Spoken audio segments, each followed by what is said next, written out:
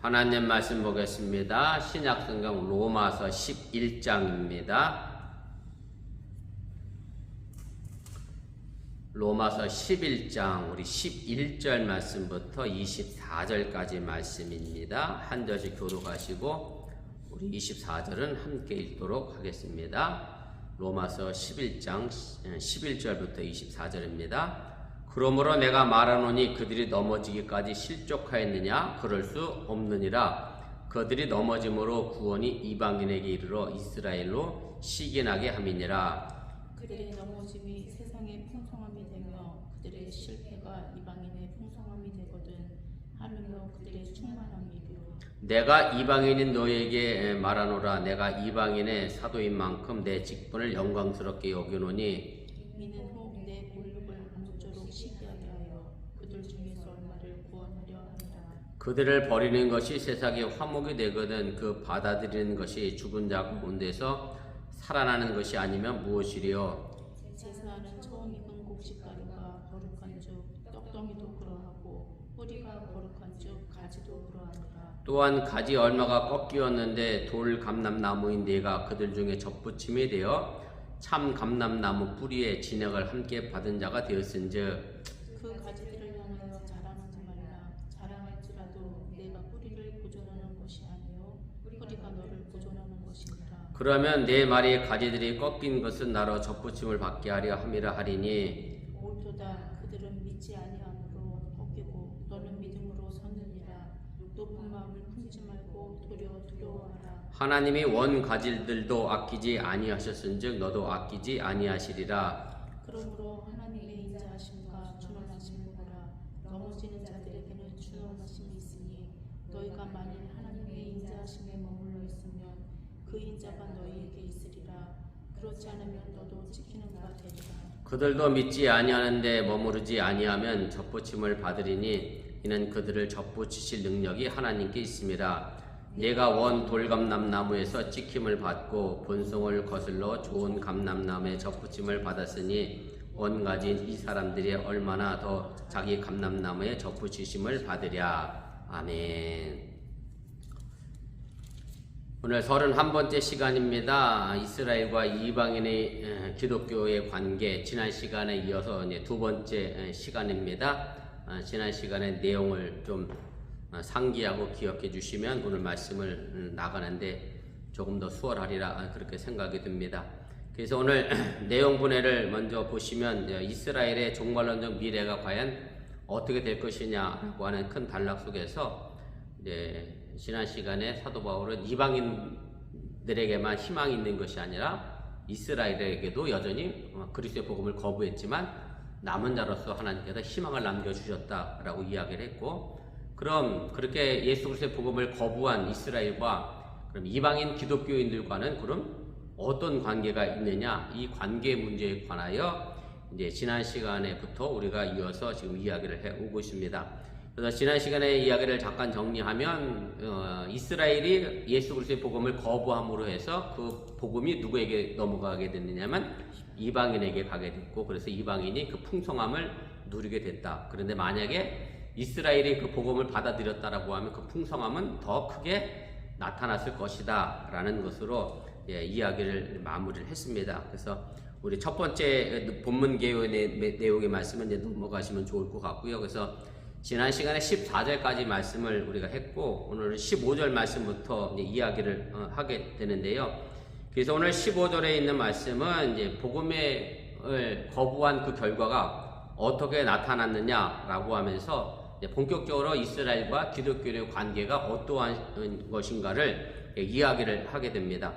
그래서 우리 2페이지 본문 개요 내용의 7번입니다. 그래서 사도 바울이 두 가지 비유를 말하게 되죠. 하나는 떡가루에서 떡덩이를 만들어냈다라고 하는 그런 비유의 말씀을 하나 하게 되고, 그 다음에 또 하나는 이제 참 감람나무와 돌 감람나무를 이야기하면서 이제 원뿌리에 참 감람나무 원뿌리에 돌 감람나무가 접붙여진 비유로 이스라엘과 이방인 기독교의 관계가 어떠한 것인가를 설명을 하게 되고, 그 다음에 그러면서 이제 이방인들에게 너희가 이제 참 감람나무 가지가 꺾여서 이방인인 너희가 돌 감람나무로서 원 가지에 접붙임을 받았는데 그것 때문에 교만하지 말아라, 자만하지 말아라 라고 이제 경고를 하면서 하나님이 참 감람나무 가지도 꺾었는데 돌 감람나무 거지도 얼마든지 꺾을 수 있다라고 하면서 이제 자만하지 말 것을 이제 경계를 하게 되고요. 그리고 하나님이 꺾어진 이스라엘의 참 감람나무 가지도 얼마든지 다시 접붙일 수 있다. 왜냐하면 그렇게 접붙이면 더 잘 자랄 것이다. 뭐 당연한 거죠. 원래 참 감람나무 가지에서 꺾였고 다시 참 감람나무 가지가 붙으면 더 잘 자라나는 것처럼 이제 성분이 같으니까, 성질이 같으니까 이제 그렇게 된다라고 이야기하는 것이 오늘 전체적인 본문 말씀의 이제 그런 내용입니다. 그래서 뭐 지난 시간에 한번 설명을 들었기 때문에 우리가 본문 기호를 그렇게 넘어가도록 하고요. 본문 주석을 그래서 차례대로 보도록 하겠습니다. 1번입니다. 그래서 이스라엘의 복음 거부의 결과가 어떻게 나타났느냐에 관하여 이제 사도 바울이 15절 말씀에 이제 이야기를 하게 됩니다. 제가 오늘 15절 말씀 다시 읽어 드릴게요. 그들을 버리는 것이 세상이 화목이 되거든 그 받아들이는 것이 죽은 자 가운데서 살아나는 것이 아니면 무엇이리요? 이렇게 되어 있습니다. 그래서 오늘 여기에 나와 있는 이 표현이 이제 속에서 그들이 버리는 것 때문에 좀 번역에 문제가 좀 있긴 한데, 근데 오늘 사도 바울은 이제 15절에서 이제 13절, 14절 말씀은 사실은 뭐랄까요? 그 내용이 빠져도 이 내용은 이제 연결이 됩니다. 여러분이 본문을 다시 한번 보시면 13절, 14절 말씀은 사도 바울이 뭐 쉽게 말하면 이스라엘 백성들이 예수 그리스도의 복음을 거부했다. 그래서 거부함으로 그 풍성함이 이방인에게 넘어갔다라고 얘기를 했는데 그 중간에 갑자기 13절, 14절이 약간 껴들은 듯한 느낌으로 들어가 있어요. 그래서 내가 이방인의 사도를 갑자기 영광스럽게 생각한다. 그리고 내가 이미 한 말이죠. 아무쪼록 이스라엘 백성들에게 시기하게 해서 그들을 얼마를 구원하게 하고 싶다. 라고 하는 여담의 말씀이 하나 들어가 있고, 그래서 15절 말씀은 사실은 그 앞에 이제 12절 말씀과 연결이 되는 이제 그런 얘기입니다. 그래서 오늘 여기 그들이 버리는 것이 세상이 화목이 됐다라고 하는 이 표현은 그들이 버리는 것이 뭐냐면 이스라엘 백성들이 예수 그리스도를 거부한 것에 관하여 이제 사도 바울의 이야기를 이어가는 겁니다. 그래서 다시 본문으로 돌아오시면 그래서 제가 1번의 가로 2번입니다. 그들을 버리는 것, 뭐 헬라 원문으로 그대로 직역해서 본다고 하면 그들의 거부라는 말로 이렇게 번역이 될 수 있고요. 그럼 이 그들의 거부가 도대체 무슨 뜻의 의미가 있느냐라고 하는 건데, 이스라엘이 하나님께 거부돼서 완전히 버림을 받았느냐라는 의미로도 이제 해석이 될 수도 있고, 또 하나는 이제 3번에 나와 있는 이야기입니다만은 예수 그리스도의 복음을 이스라엘 백성들이 거부했다라는 의미로도 해석이 되는데, 사실은 이제 두 번째 해석에도 좀 더 설득력이 있습니다. 왜 그러냐면 오늘 본문 말씀에도 사실은 그렇잖아요. 그들의 거부 이렇게 돼 있잖아요. 하나님이 이스라엘 백성들을 거부했다라고 만약에 번역이 된다라고 하면 그 앞에 그들이라는 단어의 의미가 사실은 좀 맞지가 않습니다. 그렇죠? 하나님은 단수로 썼어야 될 것 같은데 그런 의미도 있고, 그 다음에 또 하나님께서 이제 3번에 있는 이야기인데, 이스라엘이 넘어지는 것, 다시 말하면 예수 그리스도의 복음을 저버리는 것은 영원토록 그렇게 만든 게 아니라 한시적으로 잠깐 임시로 하나님의 구원사적 섭리 속에서 이미 그렇게 일을 했다라고 사도 바울이 이야기했기 때문에, 그래서 이스라엘 백성들이 하나님에 의하여 완전히 거부됐다라고 해석하는 데는 조금 무리가 있다라고 하는 얘기고요. 그래서 3번에 가로 3번의 제일 마지막 단이죠. 그래서 이스라엘이 그리스도의 복음을 거부했다는 해석이 이제 좀 더 설득력이 있게 됩니다. 그래서 이스라엘 백성들이 예수 그리스도의 복음을 거부하게 됐는데 그 결과가 어떻게 나타났느냐면 오늘 본문에 나와 있는 말씀처럼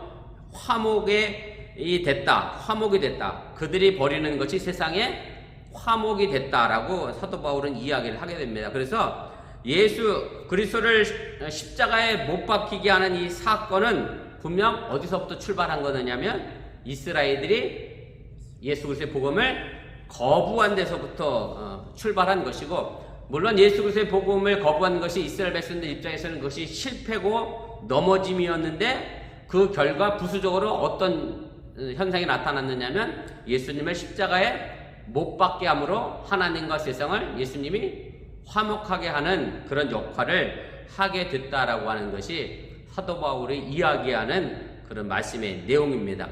그래서 3페이지 제일 꼭대기로 올라가겠습니다. 그래서 제가 4번의 말씀을 설명드린 것이고요.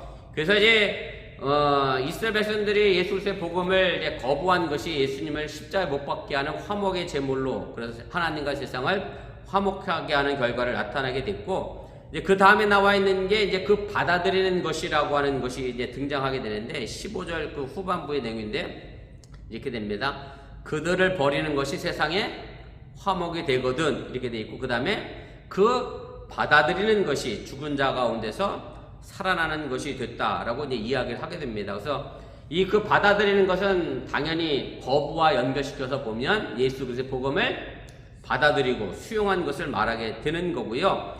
이스라엘의 복음 거부가 하나님의 구원사의 역사 속에서 예수님을 화목의 제물로 해서 이방인들을 풍성하게 했다라고 하면, 만약에 이스라엘 백성들이 그 복음을 받아들였다라고 하면 그 결과는 더 풍성한 결실을 가져올 수 있지 않았겠느냐라고 하는 사도 바울의 그런 이야기로 나타나게 됩니다. 그 다음에 이제 죽은 자 가운데서 사는 것으로 이렇게 되어 있는데, 그래서 우리가 일반적으로 이렇게 생각해 보면 죽은 자 가운데서 다시 살아나는 것은 언제쯤 일어날 일들이죠? 종말 때, 마지막 때에 일어난 일로 생각하고, 또 뭐 이런 부분을 또 그렇게 생각하기 쉽습니다만은, 바울이 여기서 이제 강조한 것은 마지막 때의 죽은 자 가운데서 우리가 다시 부활할 것이다, 살아날 것이다가 아니라 앞에서 바로 13절, 14절도 나와 있고 이미 11장 전반부에도 나와 있었던 것처럼 이스라엘 백성들을 자기 동족을 조금이나마 질투하게 해서 시기나게 해서 얼마를 구원받게 하기 위해 열심히 뛴 바울의 현재 사역의 열매로서 그들도 쉽게 말하면 복음을 거부했던 사람들 가운데 일부분을 이스라엘 백성들이 믿음으로 다시 소생하고 영적으로 살아나게 했다라는 의미로 우리가 받아들일 수 있어야 합니다. 왜 그러냐면 사도 바울이 종말론적인 사건으로서 표현한 단어의 의미는 제가 각주 하단에 1번에 달아드렸는데, 사도 바울이 마지막 날 죽은 자의 부활을 표현하기 위해서 사용하는 표현은 죽은 자의 일어남 이렇게 돼 있지, 죽은 자 가운데서 사는 것이라는 단어로 설명하지는 않습니다. 그래서 제가 고린도전서 15장 22절 말씀과다 썼습니다만은, 아담 안에서 모든 사람이 죽은 것 같이 그리스도 안에서 모든 사람이 삶을 얻으리라. 그래서 사도 바울이 마지막 때 일어서는 것을 죽은 자 가운데서 일어났다 혹은 살아났다 라고 하는 것으로 이제 표현했지, 죽은 자 가운데서 사는 것이라는 의미로는 설명한 적이 없기 때문에 우리가 이런 해석을 하게 되고, 사도 바울이 표현하고자 하는 것은 바로 이런 내용이었다라고 하는 얘기입니다. 자, 2번입니다. 자, 바울은 이스라엘과 이방인 기독교의 관계를 이제 어떤 비유로 설명하고 있습니까? 사실은 오늘 이 단락이 사도 바울이 하고 싶었던 중요한 내용이기도 합니다. 우리 16절, 17절 말씀인데 제가 읽겠습니다. 제사하는 처음 익은 곡식가루가 거룩한즉 떡덩이도 그러하고 뿌리가 거룩한즉 가지도 그러하니라. 또한 가지 얼마가 꺾이었는데 돌 감람나무인 내가 그들 중에 접붙임이 되어 참 감람나무 뿌리의 진행을 함께 받은 자가 되었은즉, 이렇게 되어 있습니다. 그래서 두 가지 비유가 등장하죠. 하나는 떡덩이의 비유, 또 하나는 나무 뿌리의 비유, 이렇게 설명할 수가 있는데, 오늘 사도 바울이 이제 떡덩이에 관련된 첫 번째 비유 속에서 좀 사실은 길게 좀 돼 있어요. 제사하는 처음 익은 곡식가루 이렇게 되어 있는데, 사실 이거는 단어 하나를 사도 바울이 이렇게 길게 성경에서 의역을 한 겁니다. 헬라어 원본을 보면 딱 단어 하나예요. 아파르케라고 하는 단어 하나를 이렇게 길게 써놓은 거고, 그런 아파르케 의미를 뭐냐면, 아파르케 의미는 첫 수와 혹은 첫 열매라고 하는 그런 의미를 가지고 있습니다. 그래서 이 단어가 이제 곡식가루로 가루를 내어서 만든 반죽이나 또 이것으로 만든 떡덩이와 이제 대칭이 되게 되는데, 그래서 이 두 개의 비유는 이제 민수기 15장에 나와 있는 말씀을 근거로 해서 이 이야기를 사도 바울이 써내려온 겁니다.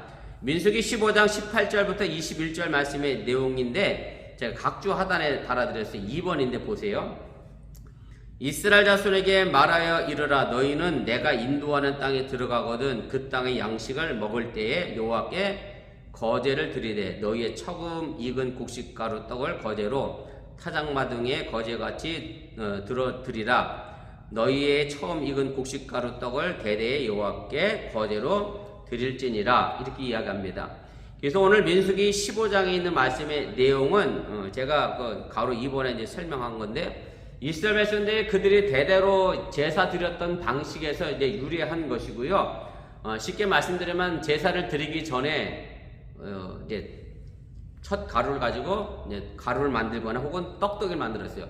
그러면 하나님께 드릴 때 그걸 전부 다 드리는 게 아니잖아요. 얼마큼을 드리죠? 그 가운데 일부만 드리는 거예요. 만든 떡덩이 중에 하나 혹은 뭐 가루 중에 일부를 하나님께 드려요. 그럼 나머지 만약에 쉽게 말하면 11조를 비교하면 10개 중에 하나를 드렸다라고 하면 하나가 하나님 드리지 못해서 뭐가 됐죠? 거룩하게 됐어요. 그럼 나머지 9은 또 어떻게 되겠어요? 그와 더불어서 거룩하다라고 하는 의미를 가지고 처음 익은 열매를 드리는 거예요. 사실 뭐 요즘은 그런 신앙을 본 적이 거의 없는 것 같은데, 우리 시대 때, 라떼 얘기를 해서 죄송합니다. 우리 시대 때는 사실은 특별히 농촌에서 신앙생활 했던 분들은 잘 알지만 첫 열매를 드리는 그런 분들이 많이 계셨습니다. 사실 첫 열매를 드리는 의미는 뭐냐면 나머지 열매도 이게 내게 아니라 누구 거라는 의미냐면 하나님 거라는 의미예요. 근데 사실 뭐 또 자식에 대해서 바로에게 베풀었던 10가지 재앙 가운데 장자를 죽였던 이유 가운데 하나도 장자의 의미가 사실은 첫 장자를 하나님께 드리면 나머지 자녀들도 하나님께 드린다라고 하는 그런 의미 때문에 사실은 저도 그래서 맏아들로 태어나서 저희 아버지가 서원해서 제가 목사가 되고 지금 이 자리에 서 있긴 합니다만 사실 이제 그런 의미거든. 11조도 마찬가지고요. 10개 중에 하나를 드렸는데 그 하나가 거룩하면 나머지 9개도 내가 거룩하게 쓰겠다라고 하는 이제 그런 의미로서 이제 드려지는 거고, 그래서 오늘 여기 나와 있는 이 첫 열매도 마찬가지입니다. 이 가로 2번인데 제가 그대로 읽을게요. 이스라엘 백성들은 그들의 제사법대로 첫 수확을 하나님께 예물로 바치거나 떡을 만들어 그 일부를 거제로 드리곤 했습니다. 그렇게 드려진 예물이 하나님의 성물로서 거룩하게 여겨지듯 그들이 먹는 나머지도 그 영적 가마를 통해서 거룩하게 되는 것으로 믿었기 때문에 일부를 먼저 첫 열매로 첫 수확을 이제 바치게 됐다라고 하는 얘기고, 그럼 여기서 드려졌던 이 첫 열매가 그럼 도대체 누구냐, 무엇이냐라고 하는 것을 우리가 좀 생각해 볼 필요가 있는데, 그래서 첫 열매는 일반적으로 구약성경 납비문헌이라고 되어 있습니다만 구약성경에 보면 첫 열매는 다 누구를 가르치냐면 아담을 가르칩니다. 구약성경에 처음 만들어진 사람, 창조된 아담을 이야기하고, 사도 바울의 편지 속에는 이 첫 열매가 두 가지로 나타나요. 하나는 예수 그리스도죠. 잠자는 자들의 첫 열매가 되셨다. 그래서 예수 그리스도를 가리키고, 또 하나는 사도 바울이 어떨 때 이 표현을 썼느냐면 세 군데에 등장하게 되는데, 예수 그리스도를 믿는 사람들이 처음 생겼을 때, 어떤 공동체 안에서 어떤 곳에서 예수 믿는 사람이 처음 생겼을 때, 그때 사도 바울이 첫 열매를 지칭을 했습니다. 그래서 특정 지역에서 복음을 받아들여 이제 그리스도인이 된 사람들을 이제 지칭하게 됐고요. 4페이지에 꼭대기로 올라가겠습니다. 그럼 이곳에서 말하는 첫 열매는 도대체 누구냐? 물론 당연히 아담도 아니고 예수 그리스도도 아니고 또 어떤 특정 지역에서 구원받은 첫 번째 그리스도를 이야기하는 것도 아니고, 오늘 4번에 나와 있는 얘기인데요. 그래서 사도 바울이 앞에서 이제 이스라엘 백성들이 복음을 거부했는데 하나님께서 완전히 이스라엘 백성들을 배제시킨 게 아니라 그들에게 뭐가 남아 있었다 그랬죠? 남은 자가 남았다. 남은 자가 있었다. 엘리야에게도 하나님께서 바알에게 무릎 꿇지 않은 7,000명을 남겨주셨다라고 하는 말처럼 이제 희망을 간직한 남은 자가 대하여 사도 바울이 이야기했는데, 그래서 오늘 여기서 첫 열매는 누구를 가르치는 거냐면 바로 사도 바울을 포함한 복음을 믿었던 유대인 기독교인을 가르치는 것으로 우리가 이해하면 되고요. 왜냐하면 그 첫 열매가 이방인 기독교인이 아니라 유대인 기독교인이고, 그 다음에 나와 있는 뒤에 나오는 떡덩어리, 그럼 자연스럽게 누가 되겠어요? 이방인 기독교가 되는 거예요. 왜냐하면 첫 열매로 드려진 유대인 기독교가 거룩하니까 결국 같이 그 반죽에서 나온 이방인 기독교인들도 거룩해졌다라고 하는 것으로 사도 바울이 이야기를 하게 되는 겁니다. 제가 4번의 두 번째 뒷부분부터 제가 읽겠습니다. 자연히 그 가루 반죽으로 만든 떡덩어리는 그로부터 믿음의 유산을 물려받은 모든 이방인, 크리스천을 포괄적으로 가리킨다라고 우리가 볼 수 있게 됩니다. 그래서 첫 열매와 이 떡덩어리가 그렇게 서로 연결되어져서 유대인 기독교인과 이방인 기독교인의 관계를 사도 바울이 이제 그렇게 이야기를 하게 됐고요. 물론 이제 크기가 다르죠. 첫 열매는 양이 작죠. 그 다음에 나머지 것들은 크지만 양적 크기는 다르지만 거룩함의 본질은 동일하다, 같다라고 하는 것을 이야기한 것이고, 그래서 마찬가지로 소수의 유대인 크리스천과 다수의 이방인이 있다 할지라도 그렇다고 해서 적은 유대인 기독교인이 그것 때문에 뭐랄까요, 무시당하거나 쉽게 그런 일 차별당하거나 그런 문제가 아니라 동일하다, 같이 동일하게 다 하나님의 거룩한 백성으로서 동일하다, 신앙의 핵심은 같다라는 것을 이제 이야기를 하고자 하는 겁니다. 그 다음에 6번입니다. 이제 첫 열매와 떡덩이 사이를 이야기했던 이제 사도 바울이 이제 수직적 관계로 이야기를 하죠. 뿌리와 가지의 관계를 이야기하면서 이제 이스라엘 역사의 과거를 이제 소환하면서 이스라엘 역사의 원뿌리로부터 시작해서 참감람나무와 이제 돌감람나무 가지가 접붙임이 됐다라고 하는 비유로 이제 넘어가게 됩니다. 이제 3번입니다. 바울은 이제 어떻게 이방인 크리스천들의 자만의 가능성을 철저하게 배제하고 있습니까? 오늘 17절, 18절 말씀인데 제가 읽겠습니다. 또한 가지 얼마가 꺾이었는데 돌 감람나무인 내가 그들 중에 접붙임이 되어 참 감람나무 뿌리에 진액을 함께 받은 자가 되었은즉 그 가지들을 향하여 자랑하지 말라. 자랑할지라도 내가 뿌리를 보존하는 것이 아니요 뿌리가 너를 보존하는 것이니라. 이렇게 되어 있습니다. 그래서 하나님의 구원사에서 이제 꺾여있는 가지들은 당연히 복음을 거부한 이스라엘을 가르치는 것이고요.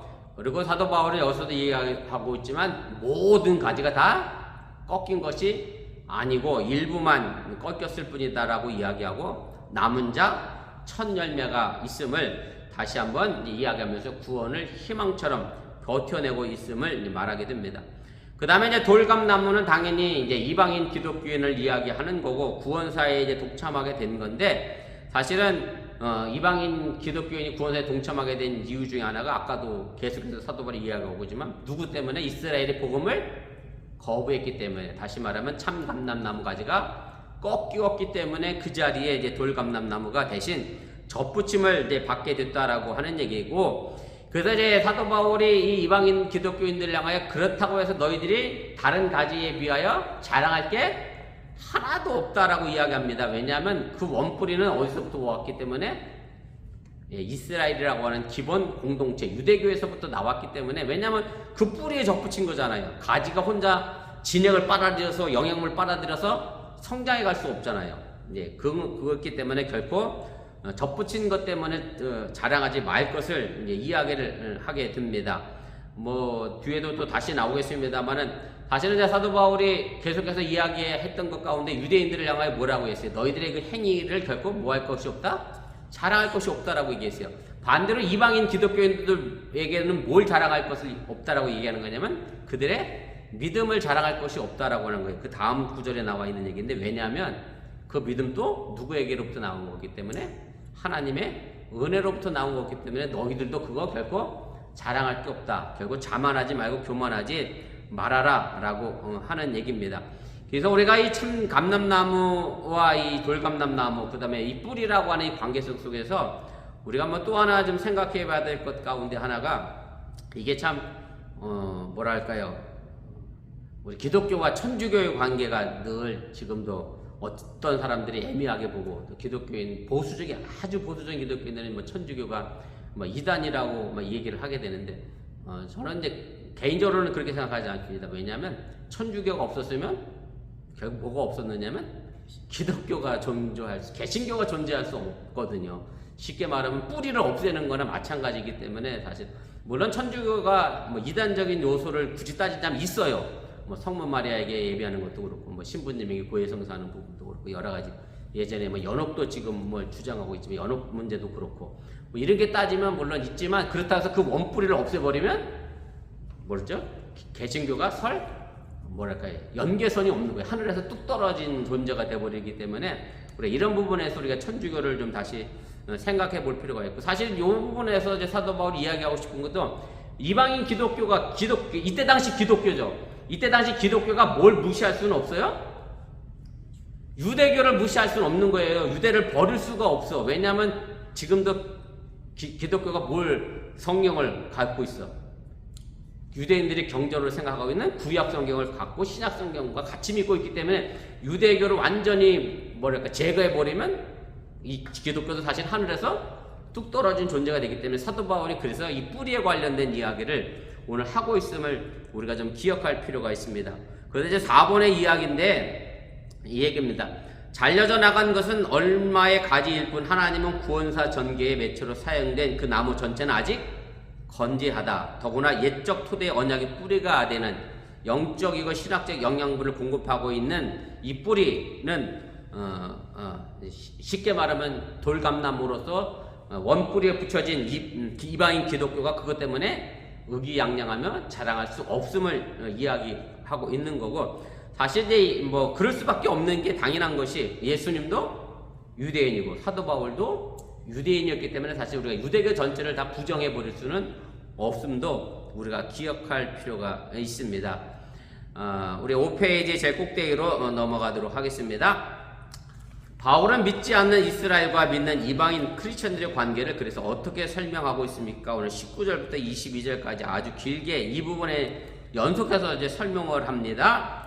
제가 읽겠습니다. 그러면 네 말이 가지들이 꺾인 것은 나로 접붙임을 받게 하려 함이라 하리니 옳도다. 그들은 믿지 아니함으로 꺾이고 너는 믿음으로 섰느니라. 높은 마음을 품지 말고 두려워하라. 하나님이 원 가지들도 아끼지 아니하시듯 너도 아끼지 아니하시리라. 그러므로 하나님의 인자하신 것 준엄하심을 보라. 넘어지는 자들에게는 준엄하심이 있으니 너희가 만약 하나님의 인자하심에 머물러 있으면 그 인자가 너에게 있으리라. 그렇지 않으면 너희도 찍히는 바 되리라. 이렇게 되어 있는데 오늘 19절 말씀은 쉽게 말하면 이제 사도 바울이 누군지 모르지만 이방인 기독교인들이 한 말을 그대로 옮겼다라고 생각하시면 됩니다. 무슨 얘기냐면 19절 말씀의 내용이 보면 이렇게 되어 있어요. 보면 그러면 네 말이 가지들이 꺾인 것은 나로 접붙임을 받게 하려 함이라. 무슨 의미인 것 같아요? 이방인 기독교인들이 하는 말이에요. 저 가지가 접붙임을 꺾인 건 순전히 누구 때문에 그랬어? 나 때문에. 그렇게 말하면 나를 구원하려고 저 원줄기에 있던 감람나무까지를 하나님이 꺾었다는 거야. 그럼 누가 잘났단 소리야? 내가 잘났다는 이야기를 이방인 기독교인이 하고 있는데 사실 이 부분에 대해 이제 사도 바울이 이야기를 하면서 착각하지 말라고 하는 것을 이제 이야기를 하고 있는 겁니다. 가로 1번의 이제 두 번째 단락부터 제가 두 번째 단락 중간부터 읽을게요. 순전히 은혜와 믿음으로 감람나무의 접붙임을 받아 구원에 동참한 이방인들이지만 자신들이 잘나서 그렇게 된 것이냐 착각할 수 있었기 때문에 사도 바울이 이 말을 그대로 인용하여 이제 설명을 합니다. 그러면서 20절에서 그렇게 얘기합니다. 옳도다 라고 하면서 그들의 말을 어느 정도 받아들이고 수용하는 것처럼 묘사를 합니다. 그러나 사도 바울이 말하고 싶은 것은 그 감람나무의 얼마의 가지가 꺾여진 것은 그들의 행위나 공로에 따른 심판의 결과와 무관하다라고 이제 보고 있는 것이고 결국 너희들을 구원하려고 하나님이 일부러 이 참 감람나무까지를 꺾은 것은 결코 아니다라는 것을 이야기를 하게 됩니다.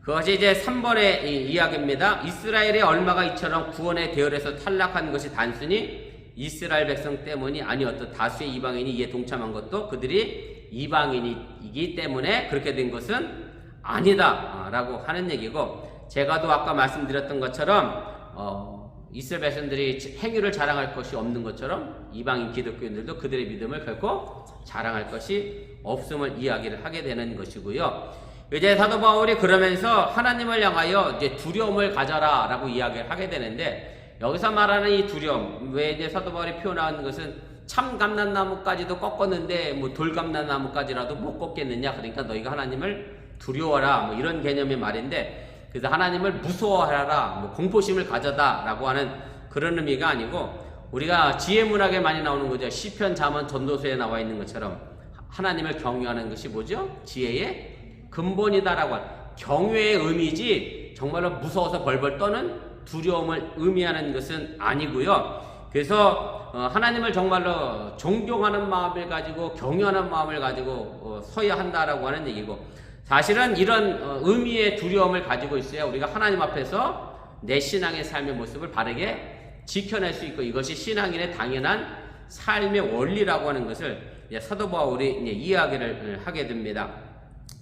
그러면 25번입니다. 21절에서 이제 사도 바울이 또 이야기합니다. 그래서 하나님은 이제 공의의 하나님으로 그가 먼저 부른 이스라엘 백성들을 공의의 법전에서 벗어날 때 쉽게 말하면 꺾어내셨죠. 그런 것처럼 이방인 크리스찬들에게도 바로 이런 두려움이 그래서 필요하다라고 하는 얘기. 왜냐하면 하나님을 향하여 경외하지 않으면 돌 감람나무도 언제든지 꺾일 수 있기 때문에 그렇습니다. 6번입니다. 그래서 원가지는 참감나무에 처음부터 붙어 있어 자연스럽게 더 잘 자라게 되어 있는 가지들이고, 이제 현재 이스라엘 족속을 이제 가르치는 것이고, 그들의 비록 선민을 택함을 입은 언약 백성이었지만 하나님의 명령을 어겼을 때 단호히 그 대가를 이제 치르게 됐다라고 하는 얘기입니다. 그리스도의 복음을 거부한 이제 그들이 불신으로 해서 하나님 앞에 꺾어버린 이제 가지에 이제 불과하게 됐는데, 그래서 이야기하는 것은 하나님의 공의가 참 감람나무 원뿌리도 잘라냈는데 이방인 기독교인이라고 해서 안 잘라낼 것이냐. 하나님은 언제나 그 공의에 있어서 엄정하시다라고 하는 것을 이제 분명하게 이야기하고, 너희들도 언제든지 탈락할 가능성이 있음을 이제 이야기를 하게 됩니다. 그래서 우리가 제가 늘 말씀드립니다만, 구원은 지금 우리가 완성된 게 아니다.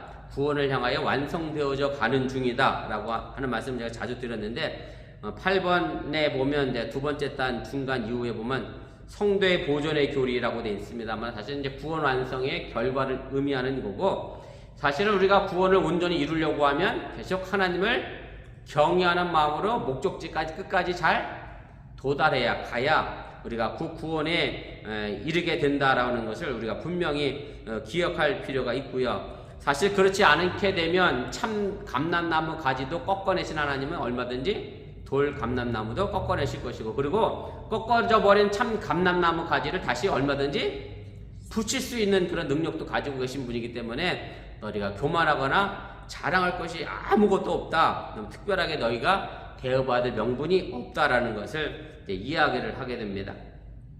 그러면 이제 22절의 마지막으로 사도 바울이 하나님에 대하여, 하나님은 준엄함도 있으시고 뭐도 있으시냐면 인자함도 있으시다. 그래서 준엄함이란 이제 참 감람나무 가지를 꺾어낸, 하나님의 공의에서 벗어난 이스라엘 백성들을 꺾어낸, 그리고 또 믿음 때문에 뭐랄까요, 자만하고 그 믿음의 생활을 제대로 하지 못하는 이방인 기독교인 돌 감람나무도 언제든지 꺾어낼 수 있는 그런 준엄함을 하나님은 가지고 계시고, 그와 동시에 하나님은 인자함도 가지고 계시다. 다시 말씀드리면 참 감람나무를 꺾었지만 그 참 감람나무 가지를 언제든지 다시 접붙일 수 있는 인자함도 하나님은 가지고 계신 분이다 라고 이야기하고 있고, 그 인자함이 지금 이방인 기독교인에게도 그대로 나타나고 있는 것임을 이야기를 하게 됩니다. 우리 6페이지 마지막 페이지입니다. 우리 10번임 제 꼭대기로 가겠습니다. 제가 읽게요. 이처럼 하나님의 의는 그리스도의 복음에 대한 믿음 여부에 따라 준엄으로 나타나기도 하고 인자함으로 나타나기도 하는 것이고요. 이방인들이 그 믿음으로 인자함 가운데 머물고 있지만 그들이 이로써 쉽게 말하면 분수를 잃어버리고 오만 방자해질 경우 그들 또한 언제든지 그 준엄함으로 인하여 잘려나갈 수 있음을 사도 바울이 이야기를 하게 됩니다. 그러면서 이제 사도 바울이 마지막에도 여전히 소망을 잃어버리지 않는 것이 있습니다. 뭘 소망을 잃어버리지 않느냐면 23절 24절인데, 그들도 믿지 아니하는데 머무르지 아니하면 접붙임을 받으리니 이는 그들을 접붙이실 능력이 하나님께 있음이라. 네가 원 돌감람나무에서 찍힘을 받고 본송을 거슬려 좋은 감람나무의 접붙임을 받았으니 가진 이 사람들이 얼마나 더 자기 감람나무의 접부심을 받으랴. 사도 바울이 포기하지 않는 소망과 희망은 뭐냐면 결국 이스라엘에 대한 희망은 저버리지 않고 있습니다. 왜냐하면 사도 바울 본인도 이방인의 사도라고 자처했지만 본인도 유대인이었기 때문에 자신의 동족 이스라엘 백성들이 다시 참 감람나무에 접붙이는 그런 희망을 놓지 않고 있다라고 하는 얘기고, 가로 2번입니다. 그래서 이스라엘의 불씨로 말미암아 이제 참 감람나무에서 잘려 나갔지만 아직 불구덩이 완전히 던져진 것은 아니다. 그들의 넘어짐이 사도 바울의 표현처럼 임시적이고 한시적인 것이기 때문에 최종적으로 거부된 상태가 아니라는 것을 사도 바울이 다시 한번 이야기를 하게 됩니다. 그래서 제가 11장 1절 말씀 각주 하단에 달아드렸는데 이렇게 해놨잖아요. 그러므로 내가 말하노니 하나님이 자기 백성을 버리셨느냐? 그럴 수 없느니라. 이스라엘 백성들을 절대 버리지 않았다라고 하는 희망을 사도 바울은 여전히 가지고 있고요. 그러나 이제 3번입니다. 이 이스라엘 백성들이 복음에 대한 불신으로 넘어졌다면 이제 반대가 되는 거죠. 그 불신을 다시 뭘로 바꿀 수도 있어요? 믿음으로 얼마든지 바꿀 수 있다라고 하는 얘기고, 그렇게 되면 다시 감람나무 원줄기에 접붙임을 받을 수 있음을 사도 바울이 이야기를 하게 되는 것이고, 왜냐하면 하나님은 그만한 능력을 이미 가지고 계신 분이다. 4번입니다. 이 하나님의 능력은 곧 없는 것을 있는 것까지 부르는 창조주의 능력이고, 또한 믿음의 조상이요 감람나무의 뿌리격인 아브라함이 약속하신 것을 이룰 수 있는 구원자의 능력입니다. 그래서 사도 바울이 앞서 이야기했던 로마서의 말씀을 제가 기록했는데 7번, 8번입니다. 로마서 4장 17절이죠. 기자가 빠졌네요. 기록된 바 내가 너를 많은 민족의 조상으로 세웠다 하신 것 같더니 그가 믿은 바 하나님은 죽은 자를 살리시며 없는 것을 잊게 하시고 부르시는 분이다. 로마서 4장 21절에 보면 약속하신 것을 또한 능히 이루실 줄을 확신하노니 하나님은 그 약속한 것을 결코 버리지 않고 다시 이루어내신다 라고 하는 구원의 능력자로 이야기를 하게 되고요. 5번입니다. 이제 본성을 거슬려 라고 하는 얘기는 이제 돌감나무까지의 원줄기, 이방인 기독교는 돌감나무까지에서 자라다가 그 원줄기에서 잘라갖고 하나님이 참 감람나무에 붙였잖아요. 그러니까 돌감람나무까지 참 감람나무까지는 본성이 서로 다르잖아요. 그러니까 다른 것을 접붙였으면 잘 자라겠어요? 못 자라겠어요? 잘 못 자라잖아요. 그런데도 하나님은 그 돌감나무까지를 참 감람나무 뿌리에다가 접붙임을 주셨거든요. 그러면 원래 잘려나갔던 참 감람나무까지는 본성인 참 감람나무 뿌리에 접붙이면 얼마나 더 잘 자라겠느냐, 사도 바울이 하는 이 얘기고, 그래서 사도 바울은 얼마든지 하나님의 이스라엘 백성들을 다시 구원에 이르게 할 것임을 이제 이야기를 하게 됩니다. 마지막 6번입니다. 이방인들이 돌 감람나무로서 아직 생소한 참 감람나무의 이질적인 몸통과 그 뿌리의 영양분에 적응하기가 어려운데 비해 믿음으로 돌이킨 유대인들은 그것이 원상 복구처럼 수월하다라고 하는 얘기고, 그렇다고 해서 하나님이 이방인 크리스찬들을 향해서 차별하겠다라고 하는 의미가 아니라 사도 바울은 어떤 희망을 아직도 갖고 있는 거냐면 꺾어져 나간 가지가 다시 접붙임을 받는 그런 희망을 가지고 있음을 이야기하고 있는 거고, 그래서 이스라엘과 이방인 기독교인의 관계, 쉽게 말하면 유대교와 기독교의 관계, 그리고 지금의 천주교와 개신교의 관계, 사실 이 관계의 연결고리를 우리가 잘 맺어가야 하고, 더 크게 얘기하면 구약과 신약의 연결고리도 마찬가지고, 어떤 분들은 그렇게 얘기하는 분도 계세요. 구약 성경은 우리에게 필요 없다. 실제로 그런 분들도 없지 않아 있어요. 그래서 사실은 필요 없는 게 아니라 우리가 그 뿌리를 잃어버릴 수는 없다라고 하는 얘기고, 우리 존 웨슬리 목사님이 우리 감리교회 4대 전통 원리에 관하여 이야기했을 때 이런 얘기를 해요.